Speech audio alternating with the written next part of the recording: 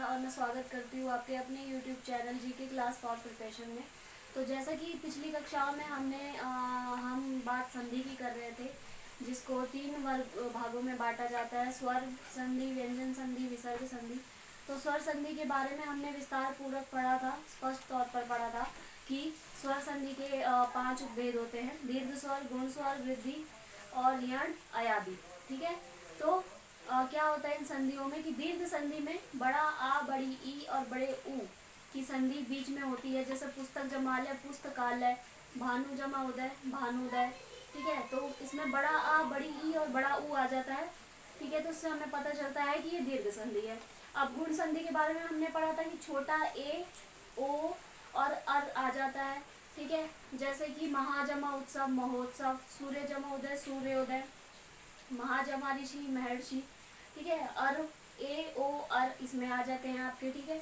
वृद्धि संधि में क्या होता है कि बड़ा ए, औ आता है, जैसे एक जमा एक, एकाएक। ठीक है। आई आ जाता है और औ आ जाता है। ठीक है। सदा जमा एक, सदैव, तथा जमा एक, तथैव, वन जमा औषधि, वन औषधि। ठीक है। तो इस तरह की मात्राएं हमारे वृद्धि संधि में आ जाती हैं। यण संधि में क्या होता है कि जो ई मिलके य बनता है, उ मिलके व बन जाता है, री का र हो जाता है। ठीक है। जब इनके ई उ और री के बाद जब असमान स्वर आता है तो य व र हो जाता है। ठीक है। तो इसी तरह से क्या होता है कि ये हमारी यण संधि में आ जाता है जब य व र आते हैं। जैसे यदि जमा अपि, यद्यपि, यहाँ पे य आ गया। परि जमा आवरण, पर्यावरण, या आ गया। ठीक है। इसी तरीके से मातृ जमा आदेश, मात्रादेश। ठीक है। री आ गई यहाँ पे। ठीक है। तो इसी तरीके से हमारे यण संधि में संधि विच्छेद किए जाते हैं। अयादि संधि में अय, आय, अब, आव आ जाता है। ठीक है। तो जब जैसे ने जमा अन, नयन, तो अय आ गया। चे जमा अन, चयन, अय आ गया। ठीक है।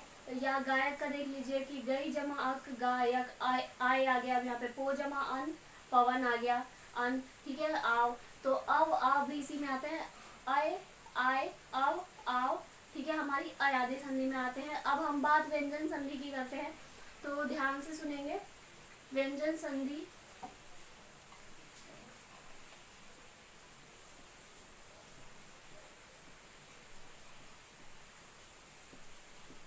जैसे कि व्यंजन संधि में बताया था कि व्यंजन संधि कैसे हो, कैसे पहचान करें व्यंजन संधि के। जब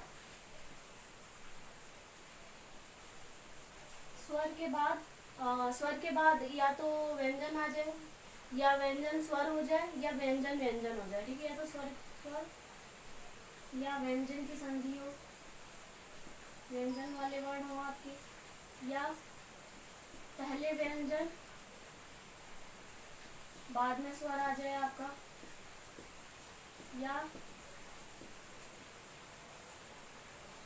या आपका व्यंजन व्यंजन है। कहाँ पर होता है ये? पहले शब्द का अंतिम वर्ण और दूसरे शब्द का प्रथम वर्ण। ठीक है। वहां पर क्या आ जाए, या तो स्वर के बाद व्यंजन आ जाए, या व्यंजन के बाद स्वर आ जाए, या व्यंजन के बाद व्यंजन आ जाए। ठीक है। जैसे कि जगत जमा ईश, क्या हो जाता है आपका? जगदीश। ठीक है। तो देखिए यहाँ पर पहले आ गया व्यंजन, यहाँ पे आ गया स्वर। तो या तो व्यंजन स्वर आ जाए, इस वाले नियम से आ जाए, तो क्या हो जाता है आपका? यहाँ पर व्यंजन संधि आ जाती है। एक और उदाहरण देख लेते हैं। जैसे जगत जमा जन्नी। अब यहाँ पर देखिए, यहाँ पर भी व्यंजन है, यहाँ पर भी व्यंजन है, दोनों जगह पे व्यंजन है। तो क्या हो जाएगा?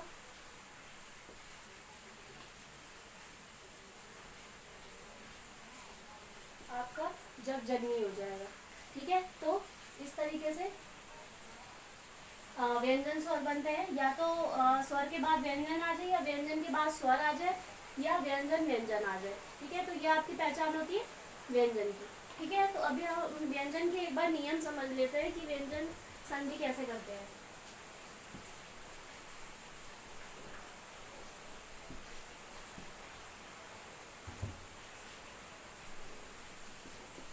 देखिए पहला नियम क्या होता है कि जब क, च, ट, त, प के बाद क, च, ट,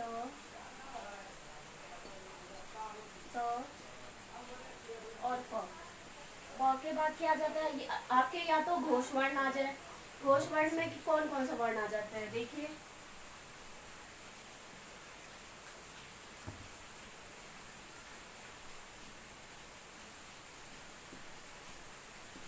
घोष वर्ण आ जाए। जैसे कि आपको पता ही है कि घोष वर्ण में हमारे कौन से वर्ण आते हैं, प्रत्येक वर्ग का तीसरा चौथा पांचवा वर्ण आता है, य र ल व ह आता है और सभी स्वर आते हैं। ठीक है, घोष वर्ण में क्या आता है, पिछली कक्षाओं में हमने घोष के बारे में पढ़ा था, एक बार देख लीजिएगा आप। क च, जब क च ट त प के बाद आपके घोष वर्ण आ जाए। कौन से होते हैं घोष वर्ण, प्रत्येक वर्ग का तीसरा चौथा पांचवा वर्ण, साथ में य र ल व ह और सभी स्वर।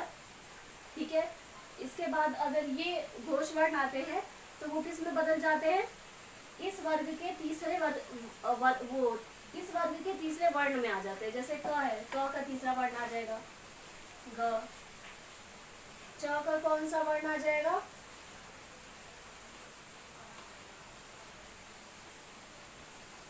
छ। ट का ट ठ ड आ जाएगा। ठीक है, और त थ द, त थ द आ जाएगा यहाँ पे, प फ ब आ जाएगा।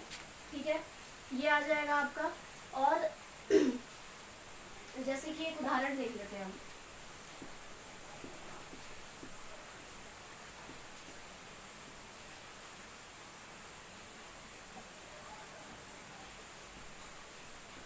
वाक जमा,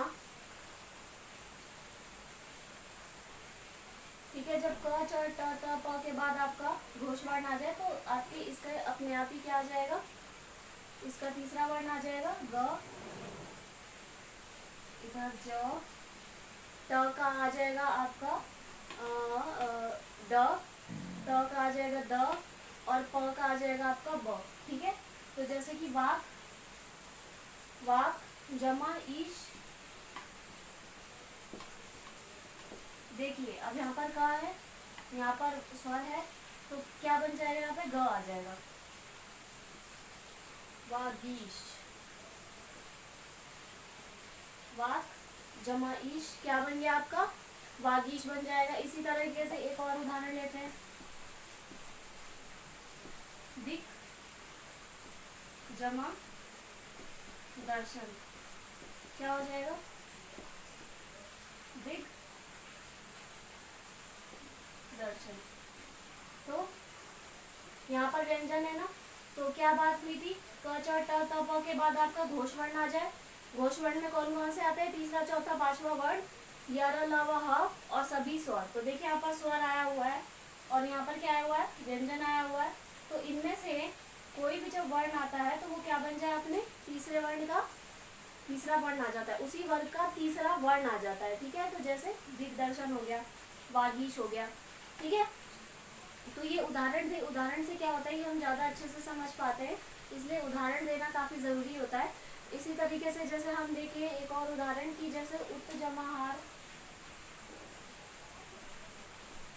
उत जमा हार क्या हो जाएगा आपका, अब त का तीसरा वर्ण ले लीजिए, द बन जाएगा, उद्धार। ठीक है, इस तरीके से आ जाएगी, यानी कि इसके वर्ग का तीसरा ही वर्ण आएगा। ये जो क च ट त प दिए हुए इस वर्णों के तीसरे ही, इन वर्गों के तीसरे वर्ण आएंगे। इस तरीके से संधि विच्छेद की जाएगी। ठीक है, इस तरीके से संधि की जाएगी। और क्या होता है, कभी कभी जब क च, एक और इसके साथ क्या होता है, जब क च ट त प के बाद पांचवा वर्ण आ जाए, यानी कि इन्हीं के लाइन का एक पांचवा वर्ण आ जाए, तो वो किस में कन्वर्ट हो जाता है, क्या बन जाता है, वो उन्हीं का पांचवा वर्ण का वर्ण आ जाता है। जैसे एक बार हम इसका भी एक बार उदाहरण देख लेते हैं। ठीक है,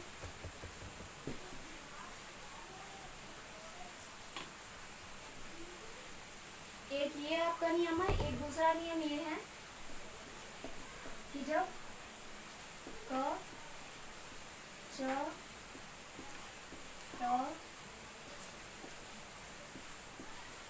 त और प के बाद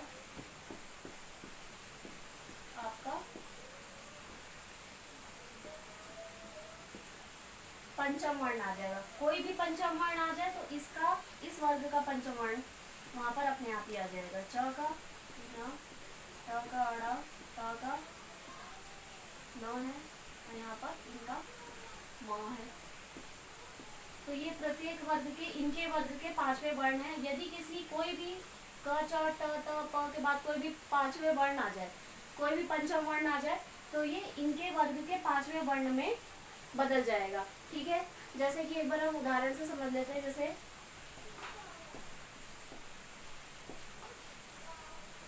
वाक जमा मय क्या बन जाता है? वांग्मय हो जाता है।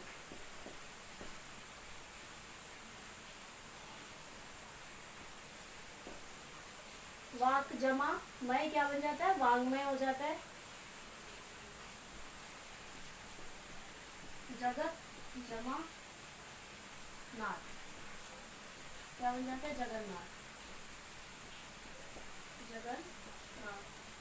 अब देखिए यहाँ पर क्या बताया था आपको, चाहे क के बाद पांचवा वर्ण आया तो इस वर्ग का पांचवा वर्ण यहाँ पर आ गया। इसी तरीके से त यहाँ पर आया, यहाँ पर पांचवा वर्ण आया, न आया पांचवा वर्ण, तो यहाँ पर क्या बन गया? त का पांचवा वर्ण आ जाएगा न। इस तरीके से ये बदल जाते हैं। ठीक है, उदाहरण से आप चाहें तो इनका स्क्रीनशॉट ले सकते हैं, उदाहरण से ही आप देखकर समझ जाए ताकि। ठीक है, तो अब हम दूसरे नियम को समझेंगे। ये आपके पहले नियम क च ट त प के ये दो नियम हैं, इनको ध्यान रखिएगा कि क च ट प के बाद यदि घोष वर्ण आ जाए तो हम क्या लगाएंगे? इसी वर्ग का तीसरा वर्ण आएगा। और यदि क च ट त प के बाद पंचम वर्ण आ जाए तो यहाँ वो पंचम वर्ण में, उसी वर्ग के पंचम वर्ण में वो वर्ण बदल जाएगा। ठीक है,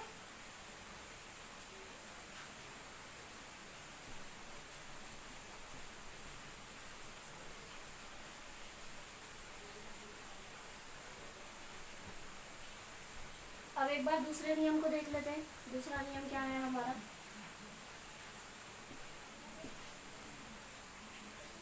दूसरे नियम में क्या होता है कि जब द के बाद क ख त थ प फ या स आए, जैसे कि ये द है और द के बाद कोई भी प्रत्येक वर्ग के दो दो वर्ण आए, क ख आ जाए, क ख दिया हुआ है, क ख आ जाए, चाहे आपका त थ आ जाए। ठीक है, चाहे प फ या स आ जाए। देखिए जब द के बाद क्या होता है? क ख त थ प फ और स आ जाए तो क्या बन जाता है? इसका द का त बन जाता है। क्या बन जाता है? द की जगह त आ जाता है। एक बार फिर से मैं बता देती हूँ, जब द के बाद क ख त थ प फ स आ जाए तो द का क्या बन जाता है? आपका त बन जाता है। जैसे कि उदाहरण देख लेते हैं। उद जमा खनन क्या बन जाता है? उत्खनन।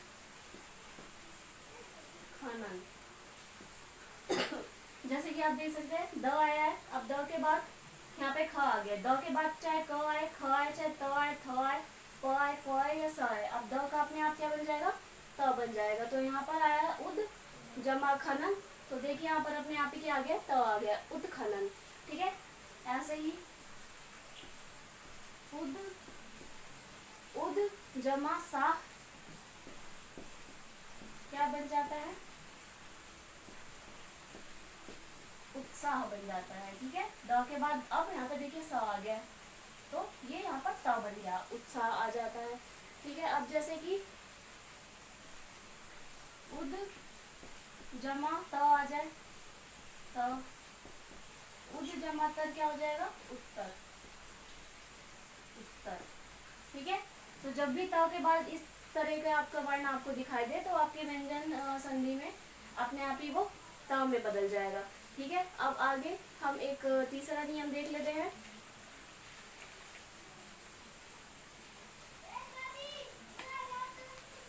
आप चाहें तो इसका स्क्रीनशॉट ले सकते हैं।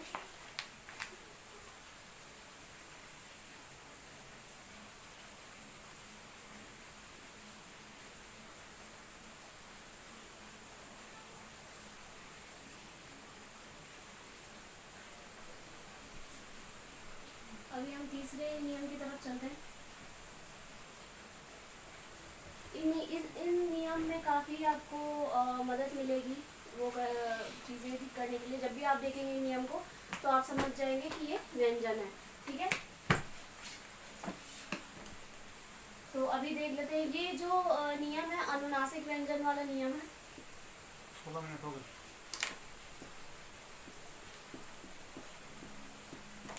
अनुनासिक वाला नियम है ये।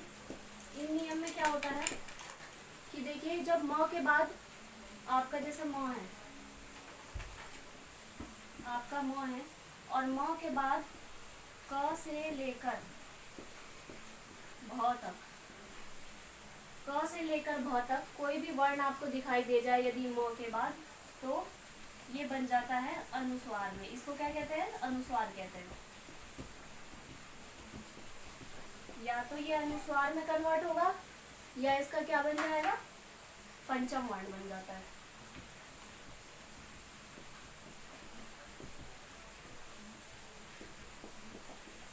ठीक है, तो जब भी म के बाद आपको अगला व्यंजन क से लेके भ के बीच में कोई भी दिखाई दे तो म का अनुस्वार बन जाता है। अनुस्वार, म का अनुस्वार बन जाएगा या पंचम वर्ण अपने आप ही बन जाएगा। जैसे कि उदाहरण से देखते हैं हम, जैसे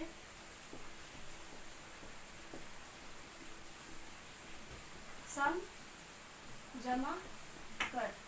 तो देखिए इधर आया म और म के बाद क से लेके भ तक के बीच में कहा गया था, तो यहाँ पे क ही आ गया तो क्या बन जाएगा?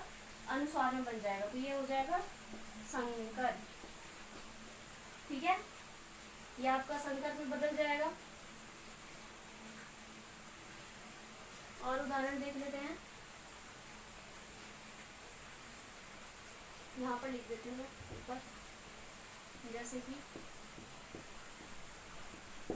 ठीक है, एक हो गया जैसे म के बाद क आया, यानी कि क से लेके म भ के बीच में कोई भी वर्ण आया तो वो तो या तो अनुस्वार बन जाएगा या पंचम वर्ण बन जाएगा। अब जैसे ये है अलम,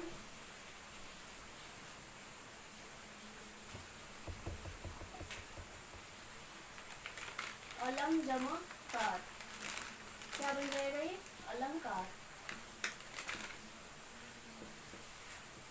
ठीक है, म आया यहाँ पे, म के बाद क से लेके भ में, तो यहाँ पे क ही आ गया तो यहाँ पे बन जाएगा अनुस्वार। उसके बाद जैसे एक और उदाहरण दे, जैसे सम है और चित है, तो ये भी क से लेके भ के बीच में ही आता है च, तो क्या बन जाएगा? संचित। ठीक है, क्या बन गया? आपका संचित बन गया। तो इस तरीके से ये हमारे अनुनासिक का व्यंजन का नियम है। ठीक है, तो आगे हम अगली कक्षाओं में ये कंटिन्यू करेंगे अनुनासिक के व्यंजन, और भी आपको नियम से मैं अवगत कराऊंगी। ठीक है, तो आज के लिए इतना ही। आप अपने चैनल को लाइक, सब्सक्राइब, कमेंट करना ना भूलें, शेयर भी जरूर करें। धन्यवाद।